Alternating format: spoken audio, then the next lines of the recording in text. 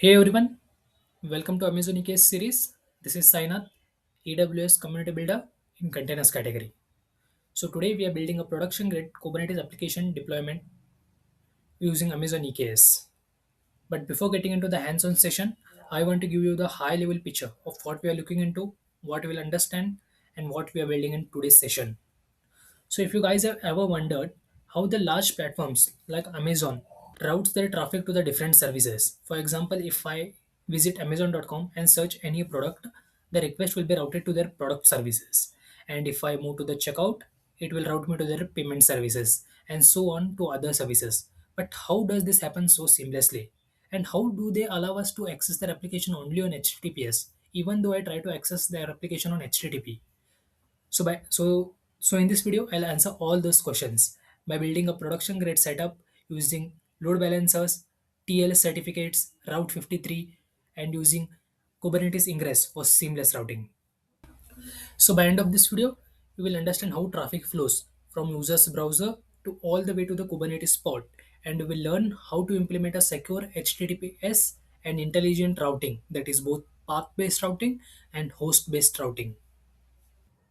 And if you guys are new to my channel, make sure to like and subscribe because it highly motivates me to make more such content. And you can follow this EKS series where I've explained many concepts about EKS and you can understand many things about EKS here. And a GitHub repository will be present in the descriptions. And in this repository, I have mentioned all the things. You guys can take a look at over here. And now, without getting that, let's get started. So this is our today's infrastructure, what we will be creating, and understand that most of the things will be provisioned by our Terraform.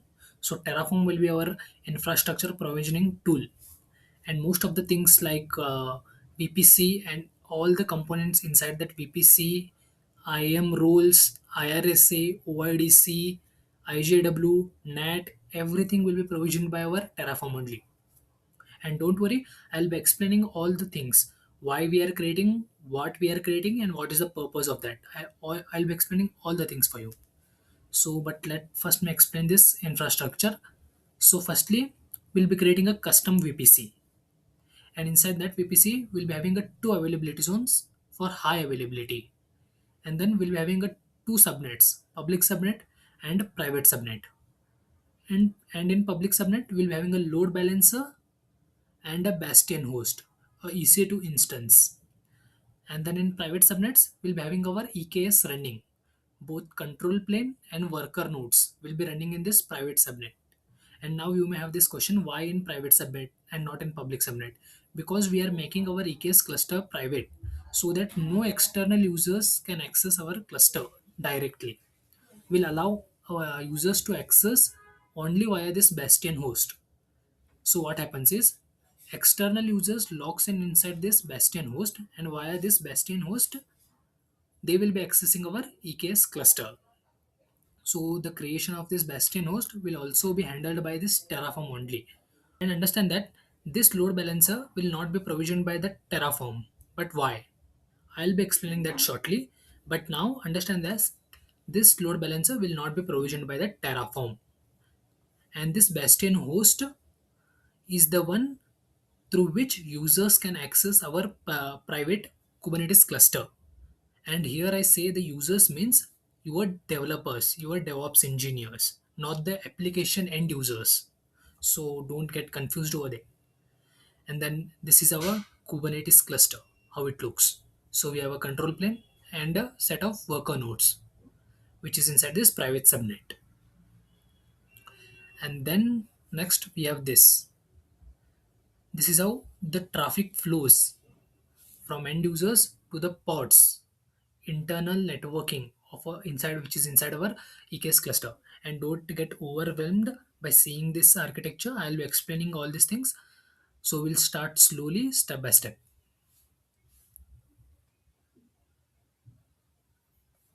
So now understand that, assume that this is a worker node, and inside that worker node we have deployed. So we have deployed an application. So this is our deployment, which has two pods, and inside that pod we have a container running, right? Now when it comes to expose this deployment to the users, what we use is service.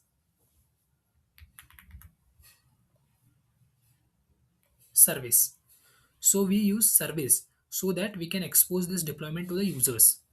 And in service, we can use three different type of service. One is cluster IP, node port, and then other is load balancer service. So we need to understand all those three things. So we'll start from cluster IP. So if you make the service of type cluster IP, what happens is no external users can access this service. Only the traffic which is inside our cluster can only access this service. Means only this worker node and any other worker node. From that other worker nodes only we can access the service. And then next is node port. If we make the service of type node port, then we need to open the port of the nodes of this range 30,000 to 32,767. So if this is a worker node, then we need to open uh, the port uh, of this node, not just this node, to open the node of every worker node that we have in our cluster. And again, this is not a good practice to use in a production setup, because if we are opening the ports of the worker node, hackers can escalate inside our cluster and can disrupt our services. So it's not a good practice to use the node port service. Though we can use that in development and in testing purpose and all, but not in production setup. And then next is load balancer. If you make the service of type load balancer, what happens is a controller, cloud controller manager, which is running inside our control plane, will look into this service and will create a load balancer in our AWS account. And then that load balancer will route the traffic to this service. And this sounds great. If that load balancer routing this traffic, which is a good practice, and there will be not a security issues. But no, what happens is if you have one more service, then for this service also a new load balancer will be created. And then if you have another one, another load balancer will be created. So it's like if we have n number of services, we'll be having n number of load balancers, which will eventually take the cost to sky high, and it becomes very much hectic to manage all the load balancers. So to use the load balancers in production setup is not also a good practice. So then what's to use? So the for answer is to use cluster IP. But again, I have told that if you use the cluster IP, users from the external world will not be able to access the service. Yes, with cluster IP, we need to use Ingress. So to make this a service of type cluster IP and to use Ingress is a production setup. So till now we understood that using just a cluster IP is not also a good practice, because external traffic will not enter our cluster. If we use node port, we need to open the ports of all the worker nodes, which is also not a good practice. If we use the type of load balancer, our cost will go sky high, which is also not a good practice. So the good practice is to use cluster IP with Ingress. So now the question is, what is Ingress? So Ingress is a file that tells how external users route the traffic to the different services. How external users traffic is routed to the different services. So in simple words, it's a single entry point for many services. Not only that, it helps us in TLS termination, path-based routing, and host-based routing. But this ingress itself does nothing. With this ingress, we also need a controller. Now, what is this controller? So, now this controller is the one that looks into this ingress file, annotations, services, and will create an application load balancer in my AWS account automatically.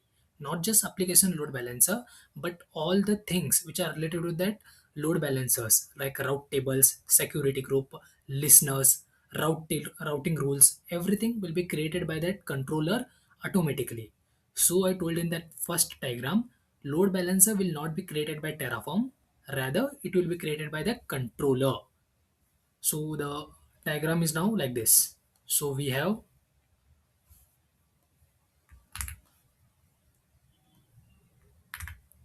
A controller.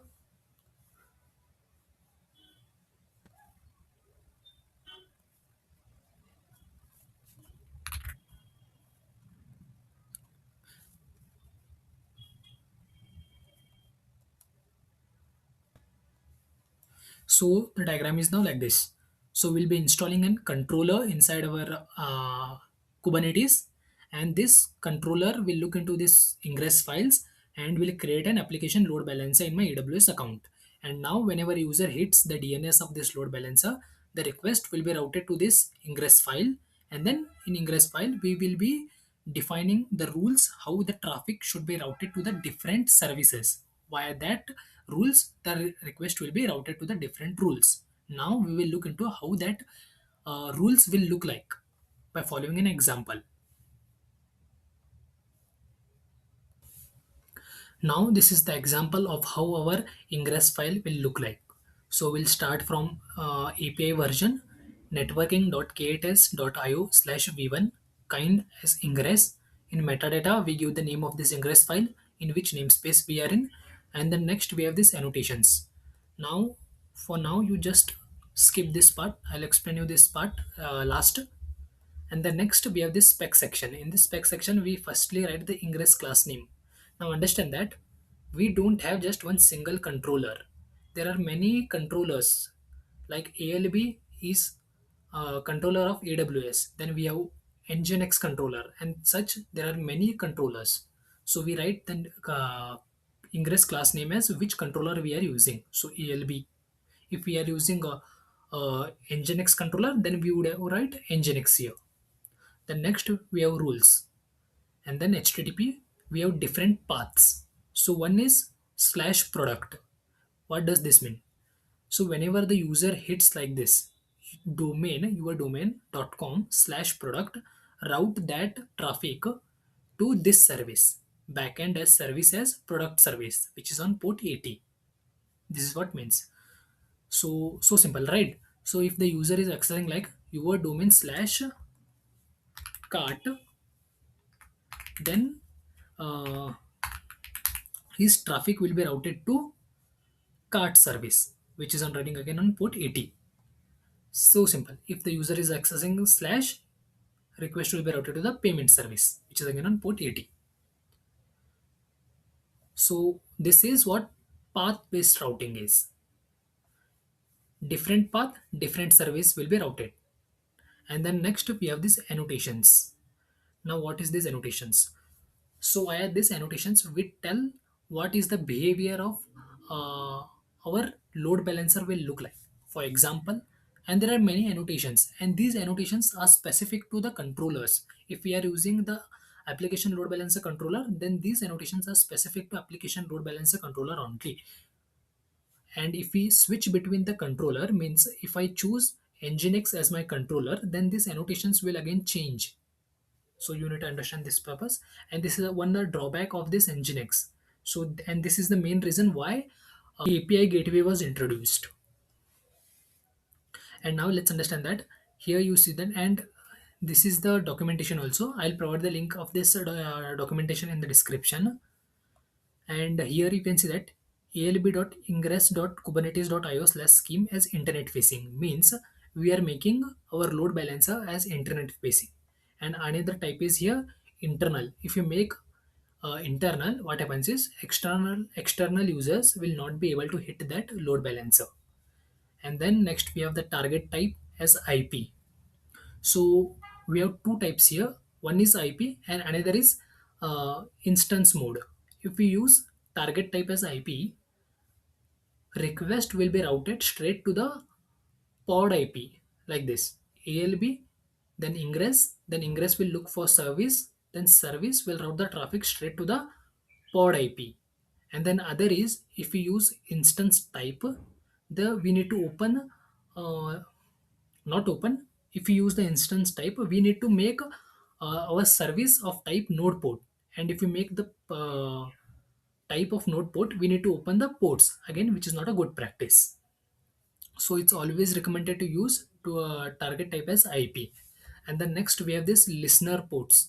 Listener ports means on which port we want our ingress to accept the rules. So we are saying that on port 80, which is HTTP, and another we can add is HTTPS, which is a secured way, which we will look into next part of this video. So this is how the annotations are, and there are many annotations. You can take a look into this documentation. I'll provide the link of this documentation in the description. There are many annotations. Like here you see one that we used, and the values are internal and internet facing, subnets, security groups. There are many here, and we need not to understand about all those things. We'll use these annotations only which are required.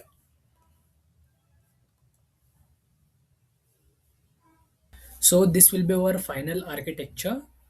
So this is a deployment in which we have our pods running, and then each deployment will be have an associated service, and these services will be handled by our ingress rules.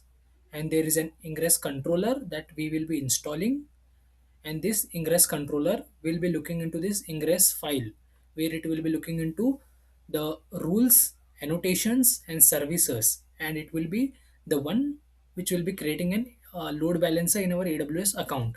And this will not just create a load balancer, it will also create all the associated things with that load balancer, like target group, listeners, security group, and other things that are required for load balancer. And then once this load balancer will come in active state, we will be hitting the DNS of this load balancer, and then this route request will be routed through this ingress to the requested service.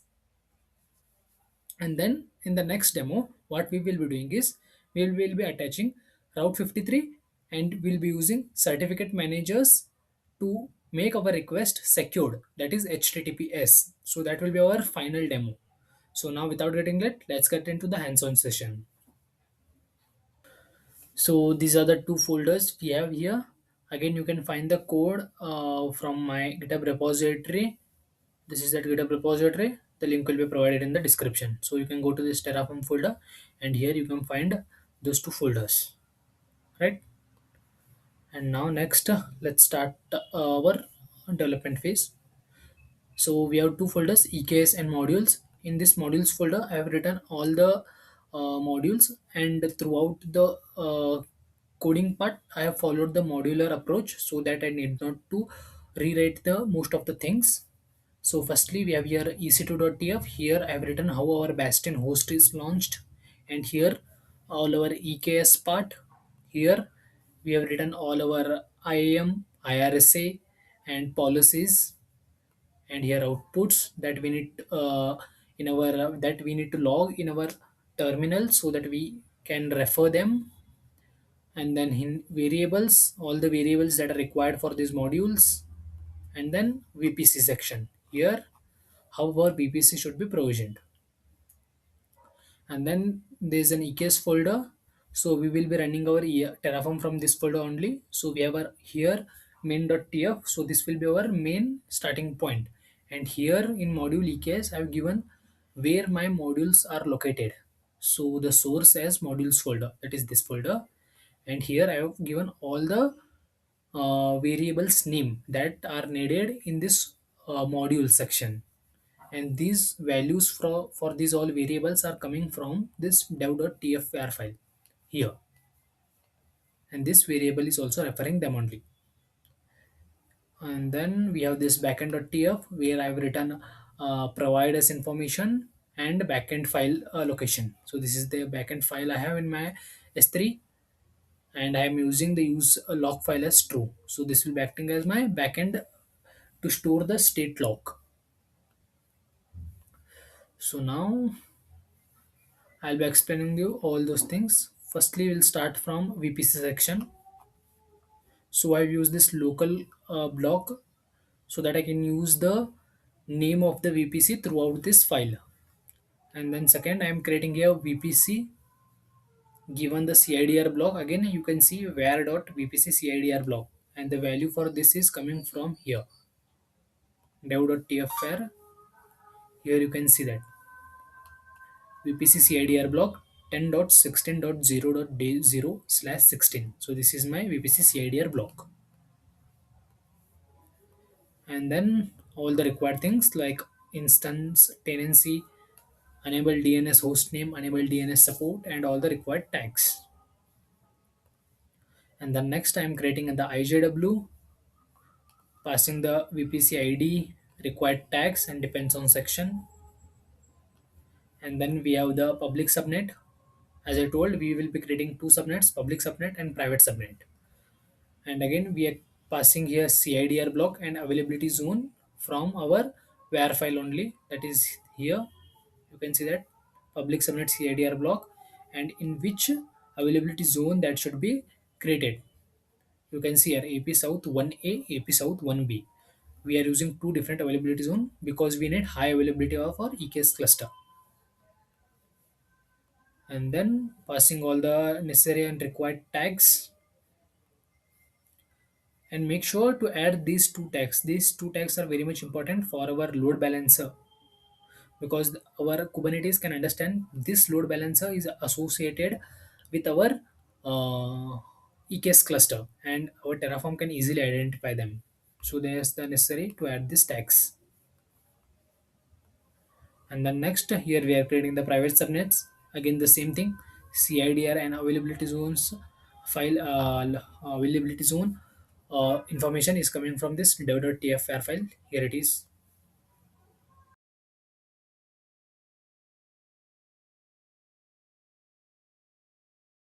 Creating a route table for my public subnet, attaching our gateway ID, and it is a link to our outside block because public subnet will be the one which will be talking to our outside world internets. So we have given here 0.0.0 and it is attached to our internet gateway.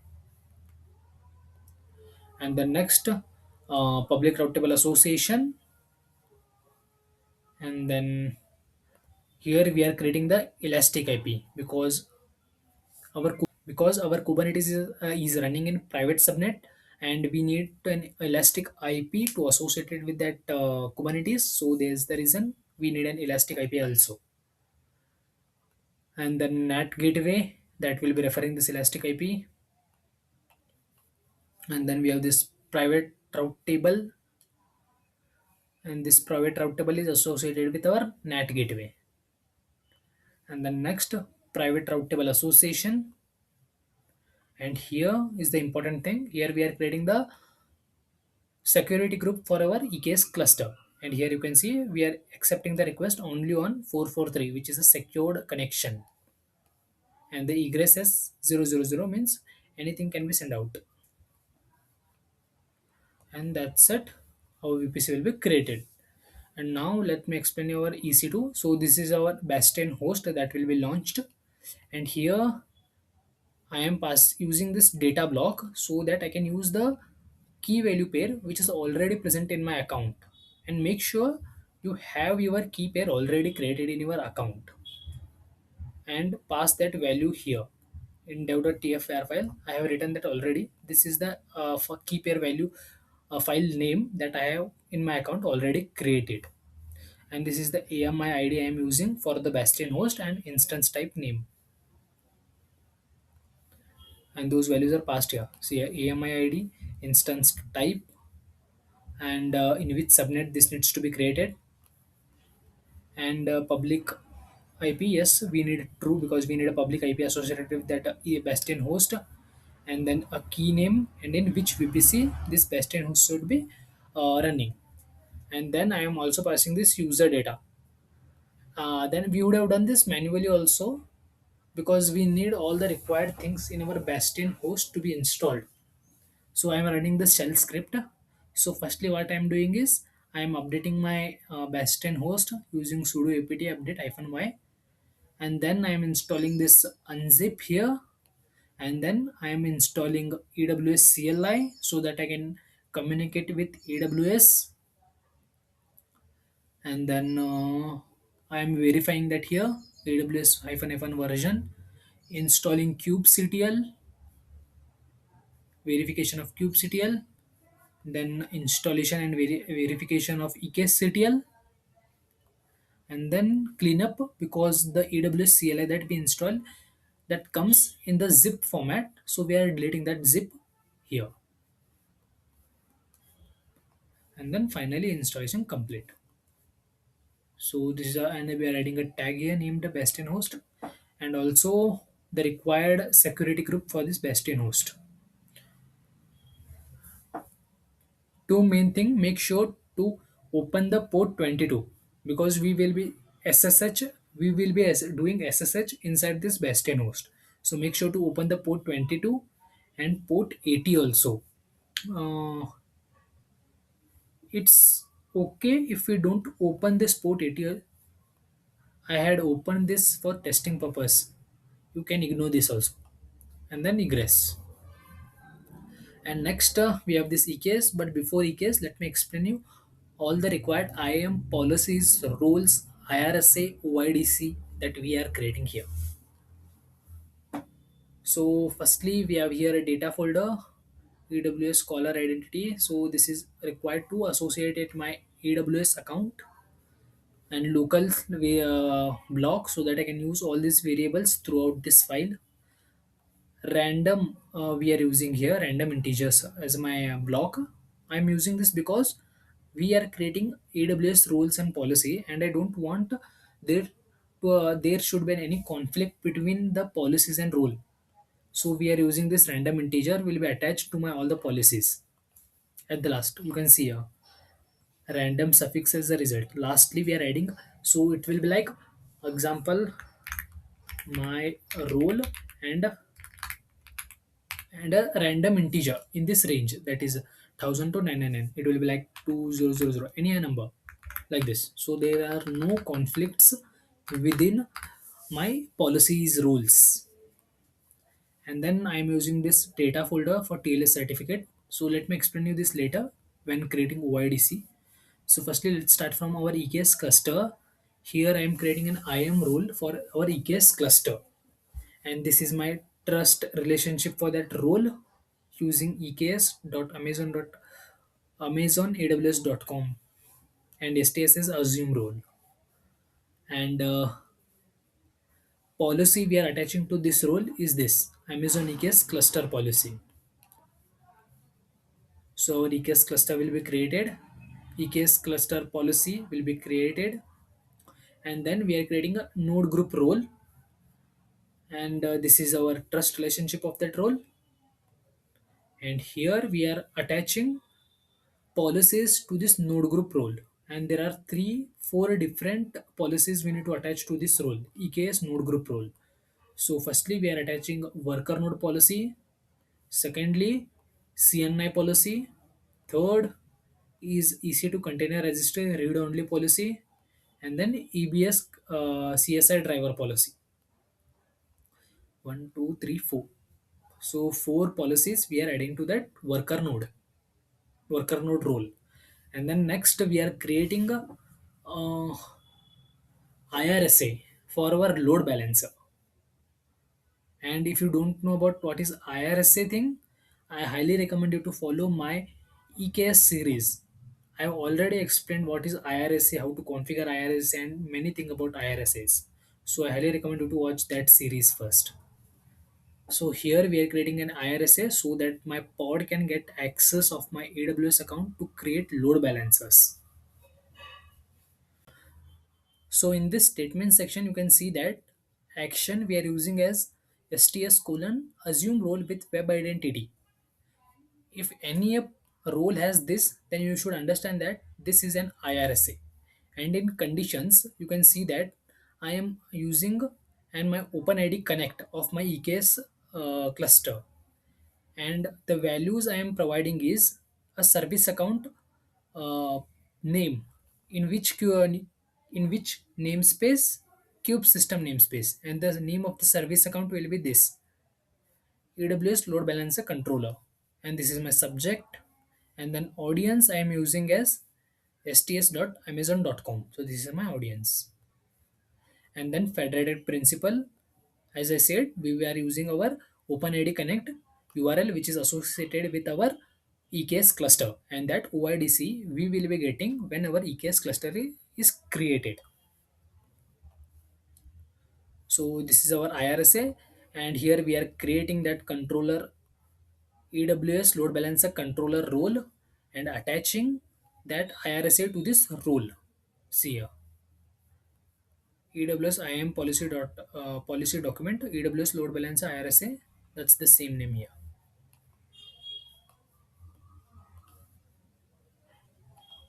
This one.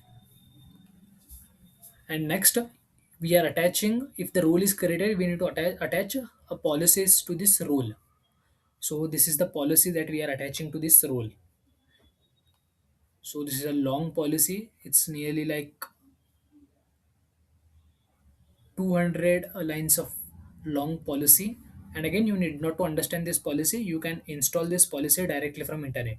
So to install this policy, what you do is you come to your browser and search for AWS Load Balancer Controller policy, and then scroll down and go for this installation guide. And here you can find this policy. Though I'll attach this policy in my GitHub repository, you can take that from there also. You just take this policy and go in your terminal. Just simply hit that. A policy will be installed. See, a policy is installed. I am policy, and this is that policy. You can easily use this policy. So now we are here. So our policy is also now created for that load balancer controller, and then we are attaching that role and that policy together. So yes, all the required IAM policies rules are now created. So now let's move to our EKS setup. So here we are creating our EKS cluster and the role that is required for that EKS cluster, version of our EKS cluster, and the VPC config means in which VPC we need to create this cluster. So we are giving the subnets, and here we are passing only the private subnets. You can see that private subnet 0.id, private subnet 1.id. Private subnets CIDR range we are passing here, and then private endpoint access, make sure to do it true. You can see that here also. So let me,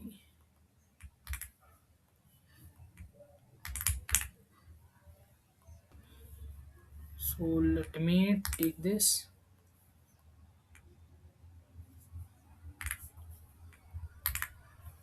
You can see this endpoint access, endpoint private access as true and public access as false. By this we can make our EKS cluster as private, and if you make public access as true, then your EKS cluster will become public. So make sure to do that true. And then the security group that we created for our cluster, we are attaching that. And then access config, authentication mode we are using as API, and bootstrap admin. And this is important, the one who is creating this EKS cluster will get the admin access. Means now I will be executing this Terraform file from my terminal from here, right? And you make sure to configure your terminal with your IAM user. Though I have already made that, let me show you that. AWS, yes.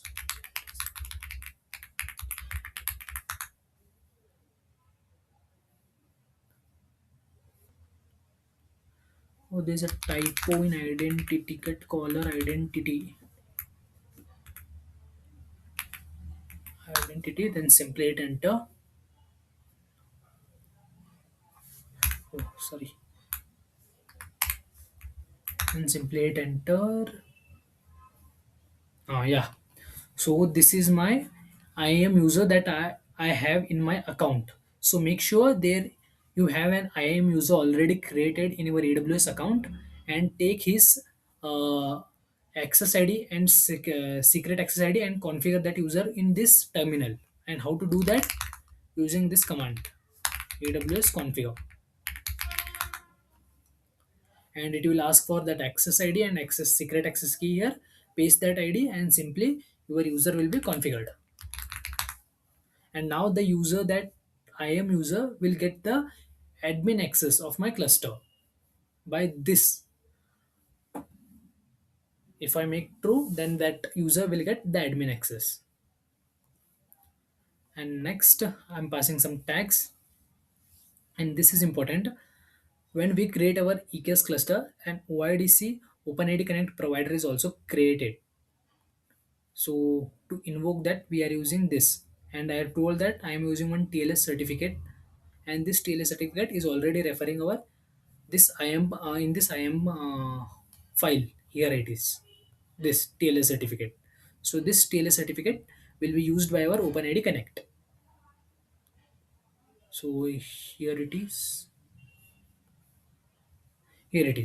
and then we are installing all the required add-ons, and these add-ons are present in this dev.tfr file. You can see which all add-ons we are installing. Firstly, VPS CNI and the version of that VPS is CNI, and then core DNS, and then kube proxy, and then matrix server, and then AWS CSI driver.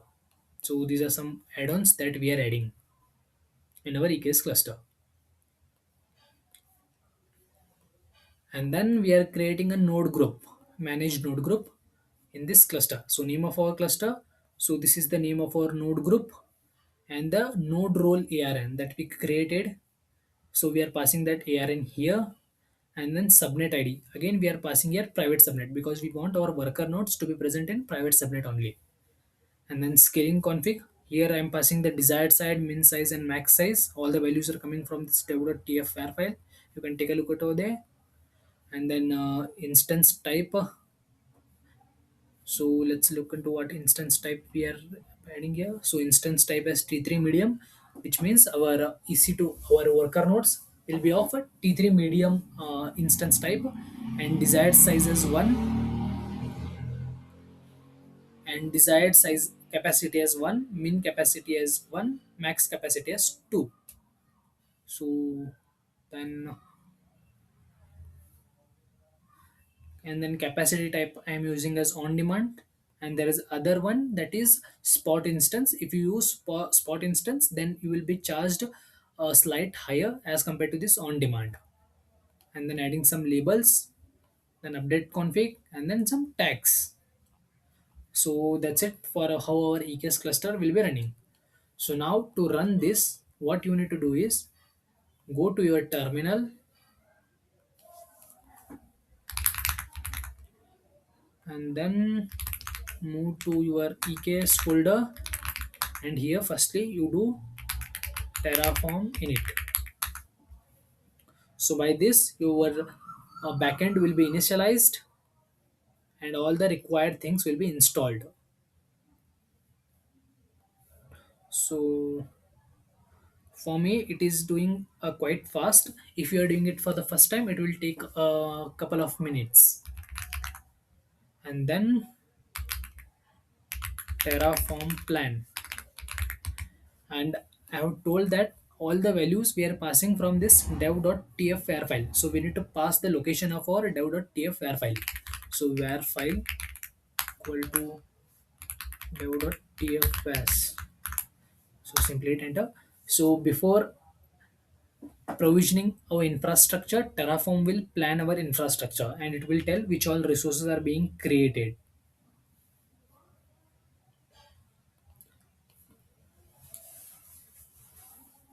So this is our plan, and you can see that there are 36 to add, 0 to change, and 0 to destroy. And these are the outputs that we will be shown after our EKS cluster will be coming in running state. And then yeah, so simply what I'll do is we'll simply apply this Terraform apply, simply hit enter.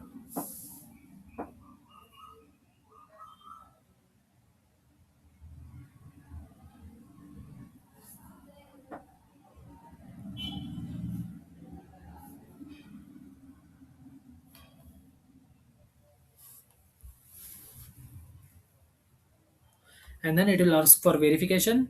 Just simply hit S and enter. And now it will start for creating our infrastructure. Again, it will take 10 to 15 minutes to provision your infrastructure. So I'll pause the video till then, and then we'll come back.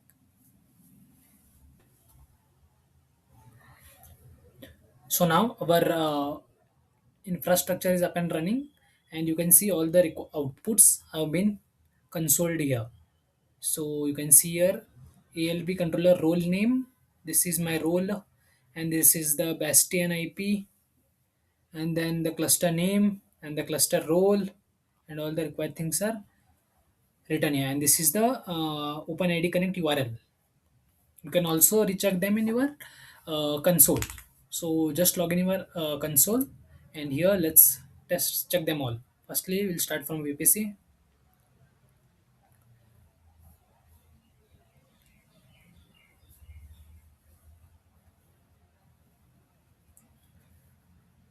So come to your VPC, and here you can see our dev EKS VPC is up and running.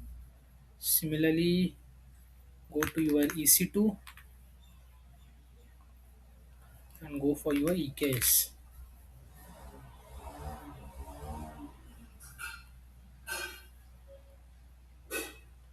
So in instance,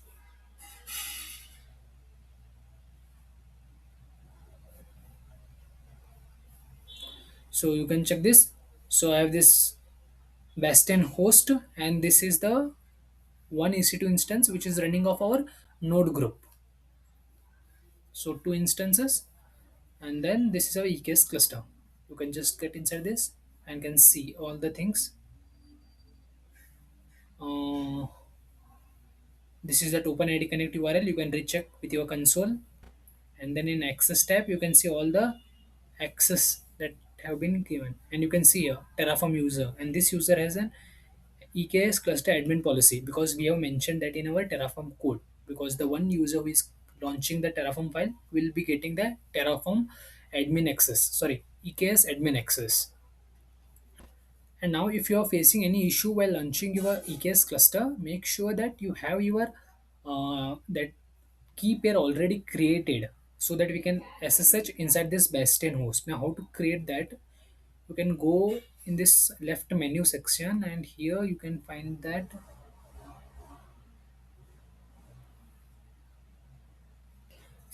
key pair, and here you should have an already created a key pair. So I have this key pair already created. You can create a key pair like this. Key pair, give any a name, keep it RSA, keep it .pem, and just create a key. A .pem file will be installed. Keep that safe, because we need that while doing SSH inside our bastion host.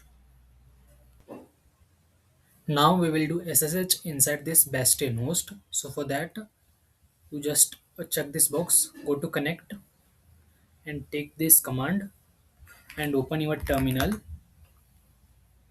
and look, go where your pem file is located. So for me it is in my downloads folder, and then I'll paste that command here, and the name of my pem is this ec2 keypair.pem, and then I will press enter, and I'll be simply doing SSH inside my bastion host.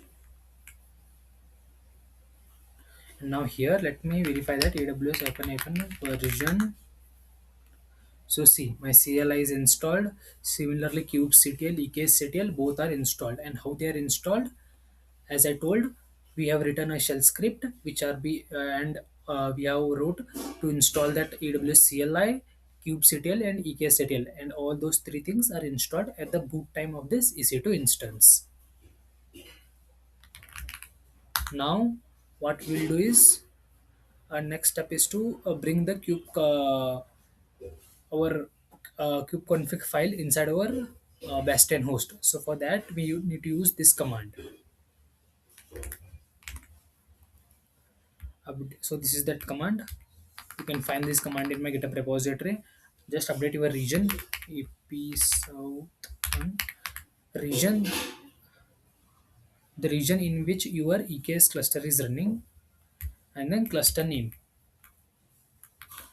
You can take your cluster name from here.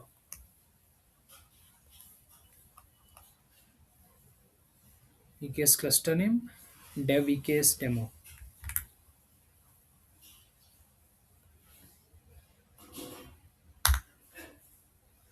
and you will get error, and it is saying here no credentials, and this is a valid error because we have not connected our bastion host with our terraform IAM user. So for that we need to use this command aws configure and paste here access key and secret access key. So I'll take them. So yes, I have now installed. To verify that AWS,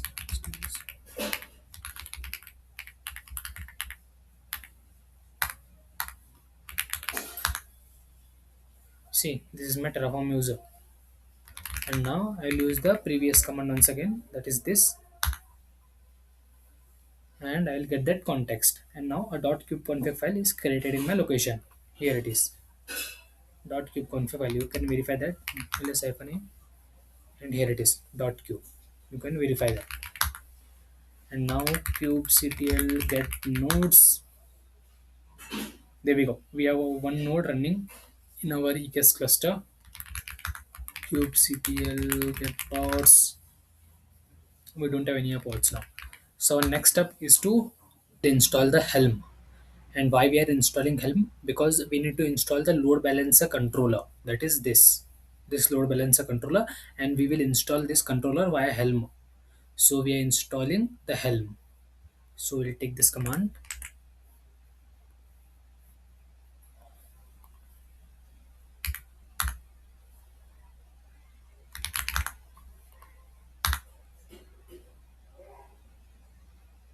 and our helm will be installed. And next we will take this load balancer controller installer, and then we'll paste it here. So we get that update complete. Happy helming. We'll clear this, and next we need to install that controller. And to install that controller, you just update this your cluster name, the region, the VPC ID you are using, and the load balancer controller role. You can get this all things from console only. You can get the cluster name, and just for VPC ID you visit your this console, and then go for VPC, your VPC. So this is my VPC ID. This is the VPC that we created by our Terraform. And then we need to update the VPC that I'll take this complete command. So I need to update rate them. Is that here? I'll update my VPC ID first. So this is my VPC ID, and the cluster name is uh, dev EKS demo. Region we are in AP South 1. Remove these quotes, and then we need to update the role. So to role,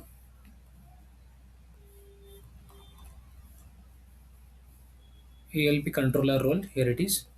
So just copy this role and paste it here. There we go. We'll take this completely, and then we'll paste it here.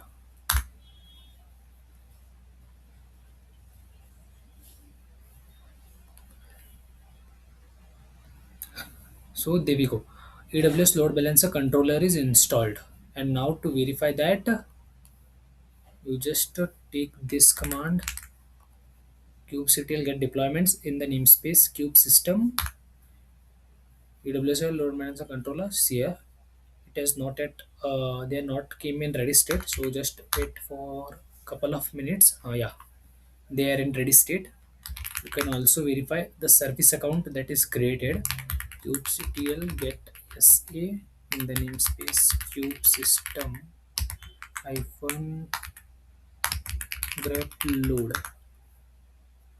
So there we go. This is the load balancer controller service account, and this service account has a annotation Let me show you that annotation also.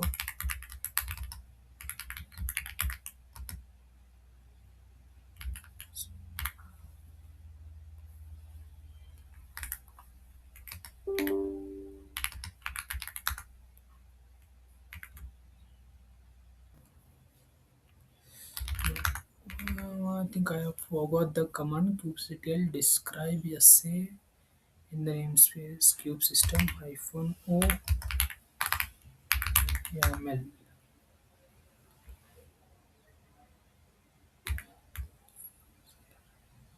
We have a typo here SCRIBE. Then there we go. And here we have that annotation. So let me show you this like this. So here it is our annotation, and this is the annotation that we have added just in that command. So now the next step is to deploy our application code. So you can get the application code from again my from Terraform file only here in this KTS folder. So what I'll do is so we need to copy this like so I'll go here. I'll take this command, come to my here, and here I will do git clone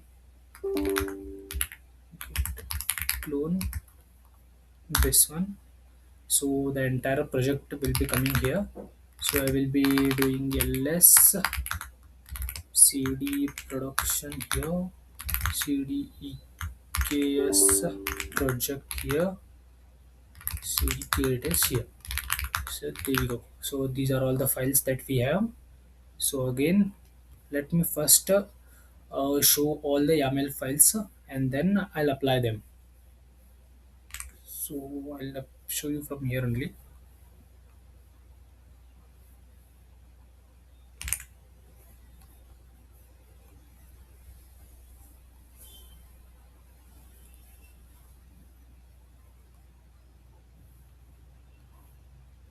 So firstly, we are creating a namespace. So simple namespace, kind as namespace, we are using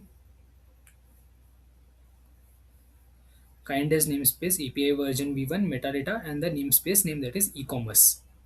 And next, after creating namespace, we are creating three different services, that is product.ml, payments, and carts. So we'll start from products, and here kind as deployment, and then API version metadata, giving the name for this deployment file.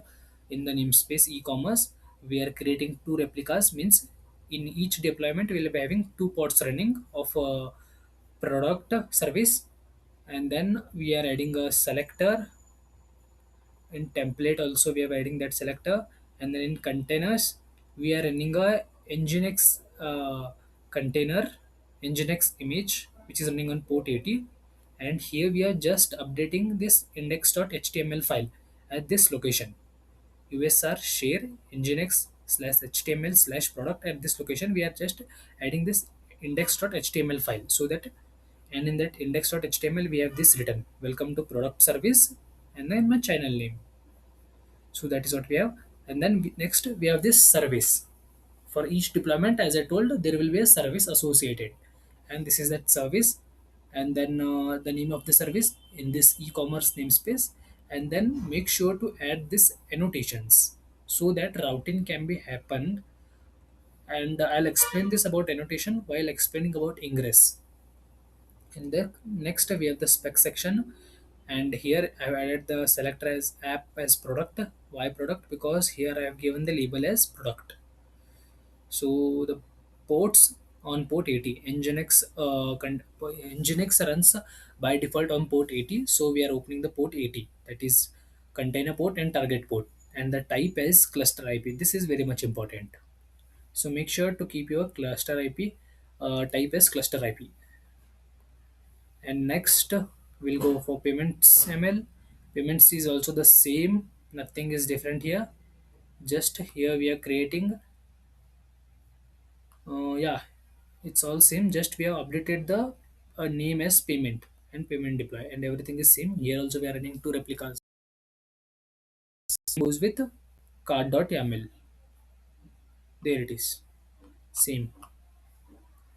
And next, we have this ingress file. As I told, I have already explained you all these things, and then I have added just annotations here. And these annotations we are using is internet facing because we want to make our load balancer internet facing so that end users can access that easily. And then here we have both HTTP and HTTPS. So what I'll do, firstly I want to show you how it works with HTTP. So let me first update that in ingress.yaml.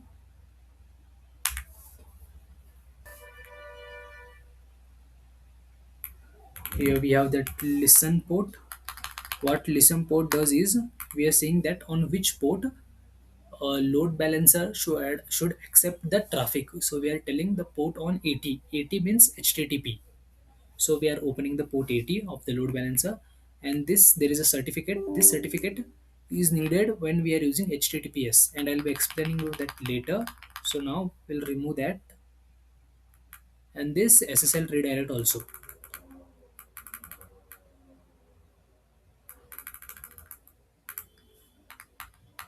And then next here we have some health checks added. One is a health check protocol, that is HTTP.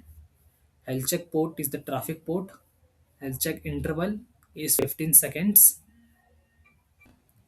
So health check timeout second means there should be a 5 minutes delay between each health check, and there should be at least two health checks, successful health checks, to mark a pod as a healthy, and to mark it as a unhealthy there should be at least two success, two times the pod should be marked as unhealthy. Means the pod should be validated twice so that it can be marked as unhealthy, and the status code is 200. And then the rest is our rules, that are path based rules. And I'll simply save this. And next, what I'll do is firstly I'll apply the namespace.ml kubectl apply -f namespace.ml, and then I'll apply all the things. Kubectl apply -f dot means all files will be applied. So simply hit enter. So all things are created, and now we can verify that kubectl get all in the namespace e-commerce. So there we go. We have two ports of cart, two ports of payment, two of product, and the service each one. And these are the deployments, and these are the replicas that are running. And next, kubectl get ingress in the namespace commerce. So there we go. So this is my ingress. So we can describe this kubectl get describe ingress in the namespace. Let's take the name of the ingress, e-commerce ingress, and hit enter. We are getting DSCRIBE, and there we go. So these are my ingress rules, and here you can see that a product service is running on port 80 and the IPs associated with that, and these are the IPs of my pod running inside my EKS cluster, and I'll verify them. I'll show you. So in the product service, kubectl get pods in the namespace e-commerce -o wide.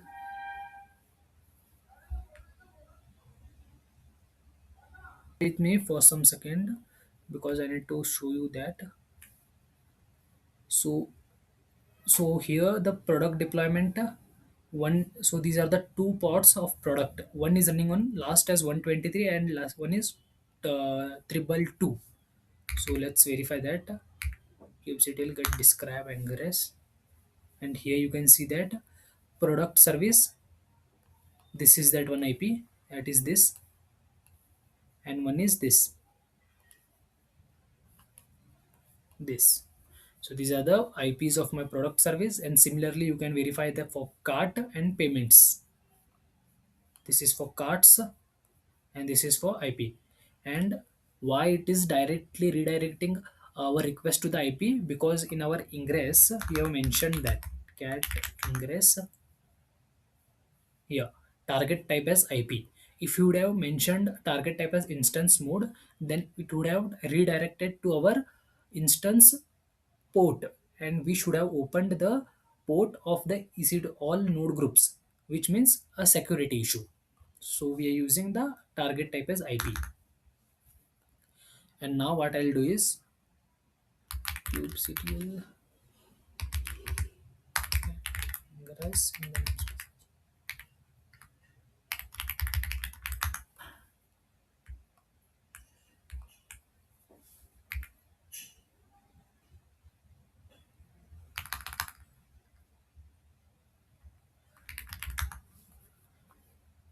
so I'll take this DNS name of my ingress. And before hitting this DNS, I also want to show you how this load balancer looks in my EC2 this console. So just in your left section there's a search for load balancers. Here it is. And here you can see that load balancer created. Just go inside this load balancer, and here you can see that HTTP rule, that is port 80, because we are accepting the traffic at port 80. And just get inside this, and here you can see it is redirecting to three different services, that is slash product, slash cart, and slash is for our payment service. And then here you can just scroll it here and open one of the forward traffic target groups, and this is the target group. And here you can see two healthy pods are running, and two healthy pods are this, the IP of that two pods. And similarly you can verify the other IPs of the other services. So now I'll take the IP of this is my DNS of my load balancer. I'll take this DNS and I'll come in my browser and I'll simply hit enter. And think it is accessing on HTC. It is accessing on HTTPS now. And in HTTPS, as I told, we have not mentioned HTTPS and we have not added the security group also. So we are getting that error. And now let's test it on HTTP. See, there we go. We are accessing our payment service because it is on slash, and then just go for cart. There we go. Welcome to cart service, and go for product. There we go. This is our product service, and this is how our path based routing can happen. And make sure that this is not secure. This is HTTP on which we are accessing our. Now we have successfully tested how the traffic reaches from your browser to the pod, and this test was on HTTP. As I told, let me show you in this diagram. So this is the same architecture. So user was hitting directly to this DNS, and then the request was flowing via this ingress to the associated services, and then it was reaching the pods. And now what we will do is we will attach Route 53 and certificate manager so that users can access the domain, and then through that domain the request will be routed to this load balancer, and then the request will be routed to the ingress files and then the service and pods, so that our request is completely secured, that is HTTPS. So now let's get into that hands-on session. So now go to your Route 53, and in this Route 53, and make sure before setuping HTTPS you have a valid DNS with you. And how to get the DNS? You can get the DNS from any domain providers like GoDaddy, Namecheap, and many other. And you can also buy a domain from this Route 53 also. You just go for this in this dashboard only, here only register domain. You can just search any domain for you of your want. Just let me check a domain for my name. And here you can just simply like this, you can check the domains. So it is not available, it is saying. You can just verify, and these are some available domains. Try to buy a domain that has endpoint is like click. You will get these domains at a very cheap cost, that is $3 per year. So buy a domain you can use. So to perform this demo, you should have a valid DNS with you. And I have a valid DNS already, but it is not registered in Route 53, but it is registered in Namecheap. So in such scenarios also, I will show you how to create a hosted zone here. So in this Route 53, what you know, you need to create a hosted zone first. So come to your hosted zones, and in here create hosted zone, and type here your valid DNA domain name. So this is my domain name, and rest things I'll keep as default. Public hosted zone, yes, and then create hosted zone. And now a hosted zone is created, and these are the name servers of that domain name. And as I told, if your domain and if you have bought the domain from other registrar like GoDaddy or Namecheap, you need to update this name servers in that this server names. And how to update that? As I told, my DNS provider is Namecheap, so I'll go for Namecheap, and then I'll sign up.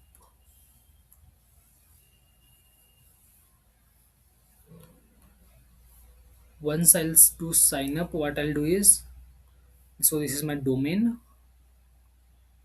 So I'll be updating my name servers here with the name servers that this Route 53 is providing. So I'll take this all name servers and I'll update these name servers.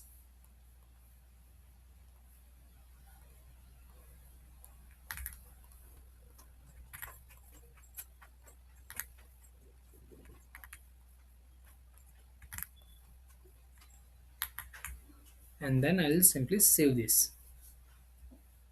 And this is very much important step. If your domain registrar is different other than Route 53, make sure to update this name servers in that domain registrar provider. And then we need a certificate. So for that, I'll go for ACM. So this is a certificate manager. So here we'll create a certificate,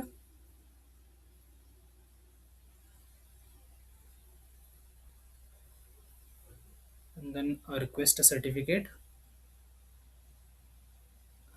public certificate, next, and here give the domain name. So this is my domain name, and then DNS validation. Yes, I'll keep this default. RSA, yes, and then request. So yeah, now a certificate is created. So it is including this. So here it is, a certificate is created, and now it is in pending validation status. So to take this in validation state, firstly you need to create records in Route 53. You just click this button, then the record will be created in your Route 53. Create a record, and then here you just refresh this, and then you can see three different records. This is the last one, CNAME, and this CNAME is the one that validates that domain, that the domain that used is indeed your domain via that certificate. And then next, it will take some time to validate that. See, it is still in pending validation, so wait a couple of minutes for that until it comes in status as active, validated. And now after waiting for some time, the status is issued. And if your status is not issued, then there's an error in this DNS host name. You make sure that this DNS names are valid and updated here. and try to do it once again. And once it is in status is issued, what we will do is we will update this our ingress saying that to listen on https also, that is port 443, and also we'll add our certificate arn, and ssl redirect is 443. This ssl redirect means even if the user is trying to access it on http, it will explicitly redirect that user on https. So what we'll do is we will copy this. We'll go to over here. So I'll simply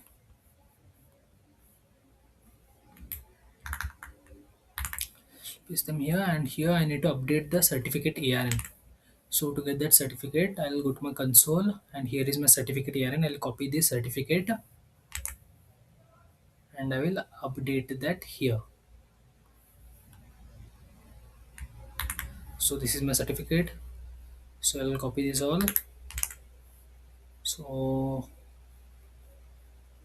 here,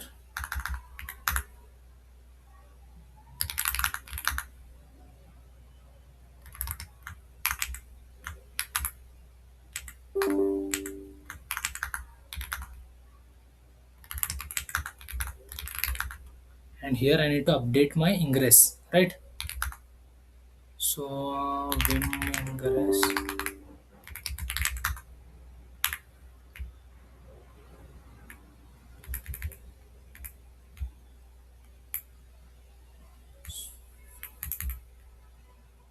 That port 443.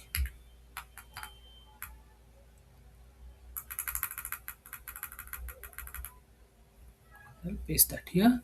So here is my listen ports, certificate ARN and SSL redirect. So I'll save this, and then kubectl apply -f ingress.ml. I'll apply that ingress once again, and this is now configured. And now kubectl get ingress and the namespace e-commerce.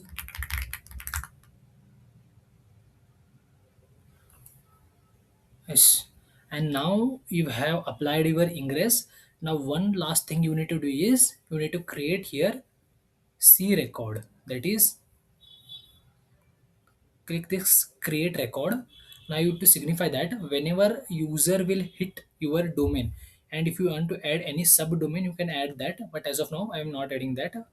I'll keep this is my domain name, and I will on this alias, and whenever user will hit this domain name, to which load balancer you want to redirect the request. So choose the endpoint as alias to application and classic load balancer. In which region is this load balancer present? Asia specific Mumbai. Choose the load balancer. So this is my load balancer, and rest everything will be this default, and simply create a record. And there we go. Now we have four different records created. And now I'll go to my browser. I'll hit this. There we go. And now I'm accessing my services on HTTPS. So this is my payment service, and this is the valid domain that I have. And let's go for cart. This is cart service, and this is slash product service, and this is product service. And you can see that this is secured one. You can go here, connection is secured, certificate is valid. Just click this. This is the C name, that is my domain name, and the one issued by organization as Amazon, as I've used ACM, that is Amazon Certificate Manager. And this is how the HTTPS secured route traffic is done. And these all things, whatever we have done, are path based routing, means domain slash the path on which you want to access your services. And now what we will be doing is, I want to access my services something like this: product dot.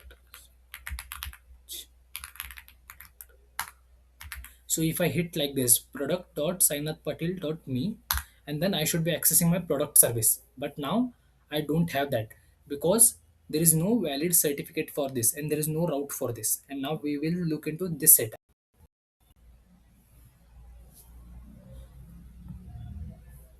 So till now we have performed this. We have now route 53 also and certificate manager also, and now user is accessing our services on it. Now to perform the name based routing, that is like this. So whenever the user will hit like this, product dot your domain.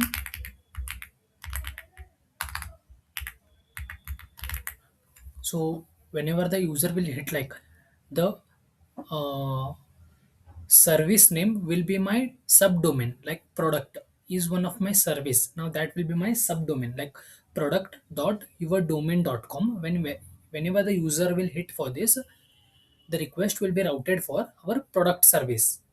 And similarly, when user will hit for some another service like cart, he will be redirected to cart service.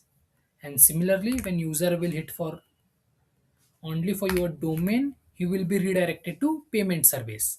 And now we are looking into this setup.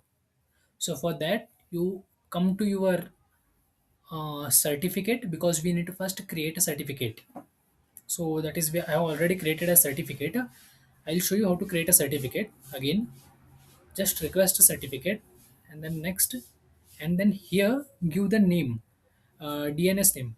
But now you must give the DNS name like this, asterisk dot your domain. As in my case, my domain is sainathpatil.me. So this is my domain. Make sure to add this asterisk. Now asterisk means anything before my domain. My subdomain can be anything. So for this, I am creating a certificate. So write this and then keep everything default and create certificate. I am not creating that because I have already created that certificate. Let me show you that. So this is that certificate. You can see this.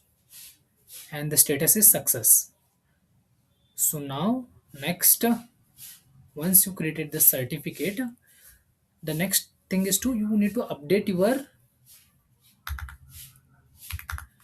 YAML files. I will show you what you need to update.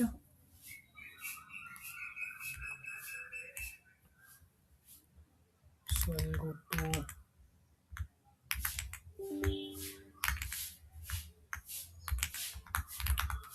so here we need to update all the files. Now how you need to update? Firstly, we'll look into the cart.yaml file, and here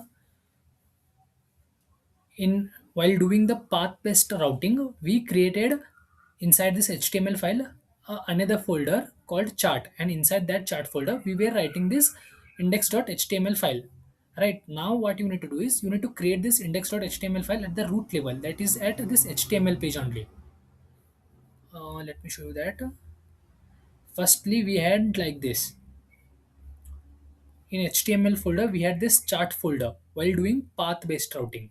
But now when we are doing the name based routing, you need to update it like this. You just keep the HTML, and inside HTML you write this index.html page.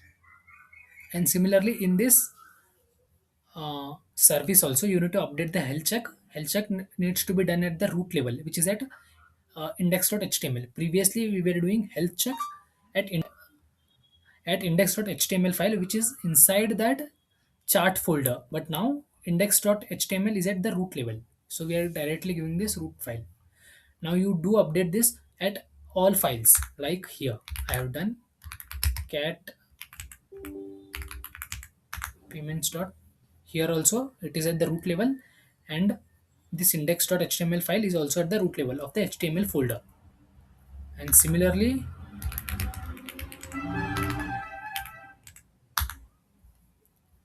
product, you can see this. This is at the root level and at the HTML index.html page, and our health check is also happening at the root level of index.html page. And next, after you do these three file updates, you need to update your Ingress file. First update is that you need to add your the other certificate that you just created. That is this certificate. Take the ARN and paste that ARN here. So this was the first certificate that we had, which was on sainathpatil.me domain, and now this certificate is on asterisk.sainathpatil.me. So this is the certificate of that second domain. Next, keep everything default, and then in this rules section, so now we are doing routing at the host level, right? So we need to update our hosts like this.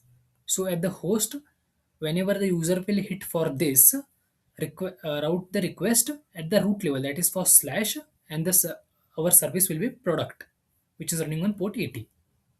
So simple, right? Similarly, you do for cart, and the final one is for payment service.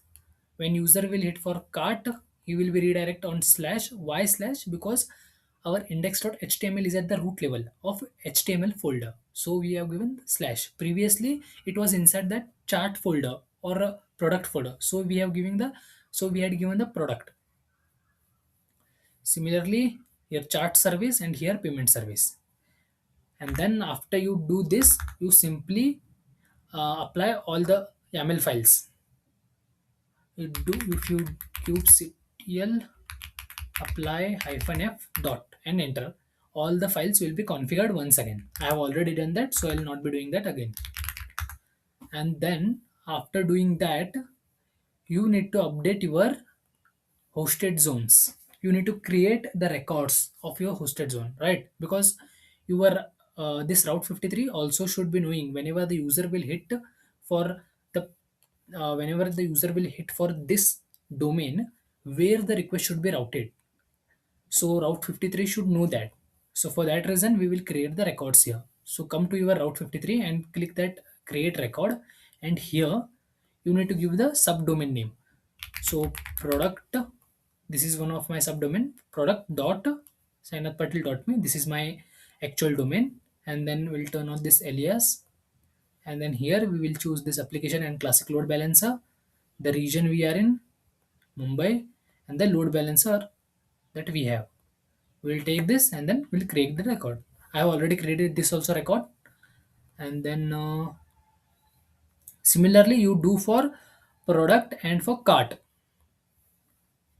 And then I'm let me do you for cart. I have not done that. Cart, I will turn on the alias, load balancer, region Mumbai, and this is my load balancer. And then create a record. So record is creating, and it is created. And now here you can take a look.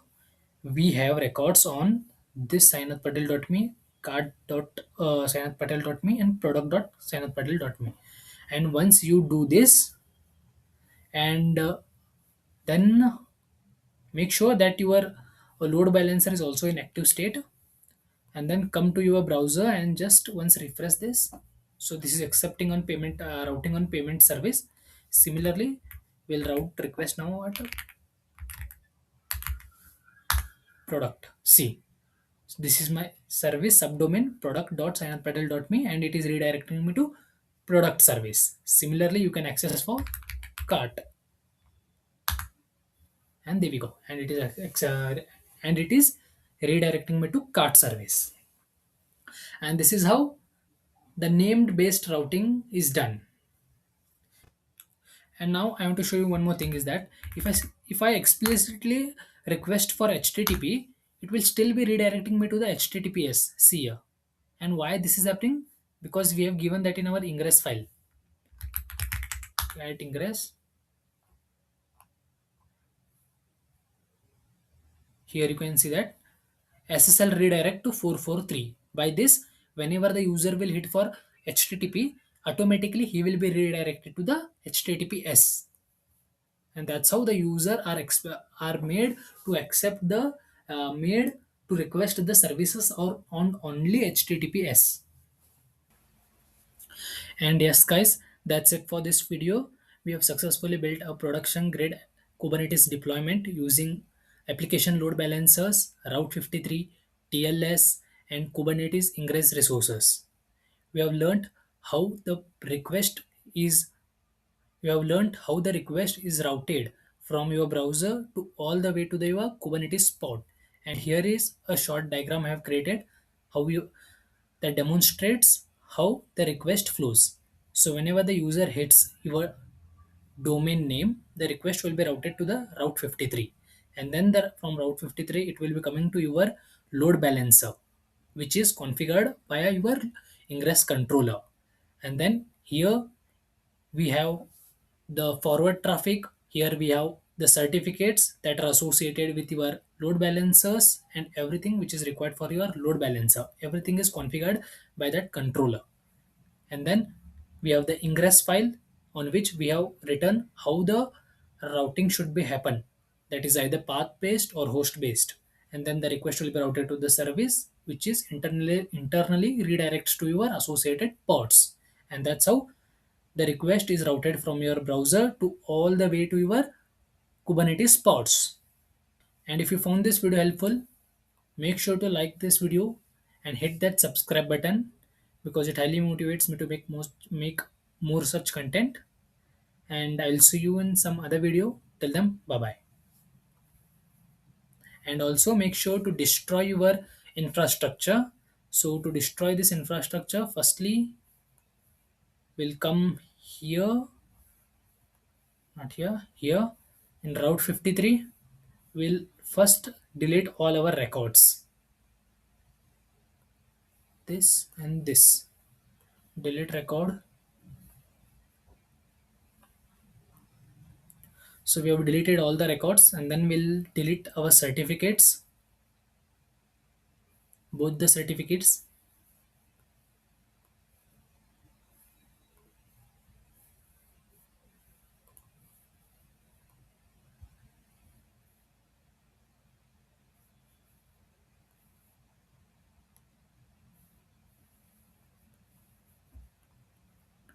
Just refresh this once.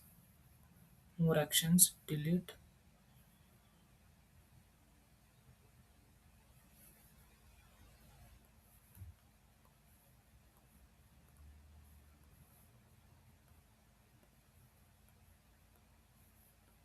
So it is telling our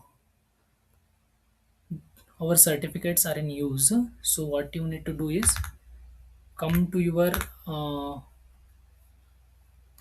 bastion host, and here we will delete all our resources first. kubectl delete ns e-commerce. So by this, everything which is configured inside our e-commerce namespace will be deleted. All your pods, services, deployments, ingress, everything will be deleted. And it will take a couple of minutes. And once it is deleted, we will delete our certificates.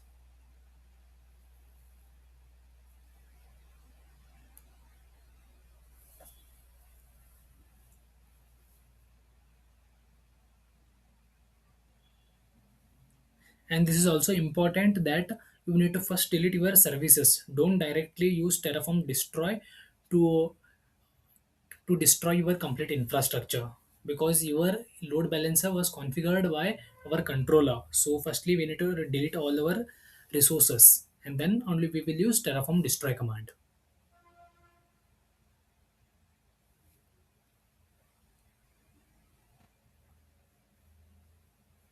So our namespace is deleted now.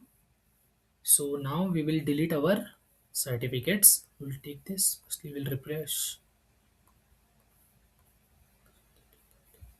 So here we will delete that certificate. So our certificates are now deleted. There we go. And then we will use our Terraform destroy command. So for that, come here and use simply Terraform destroy command and hit enter. It will ask for verification.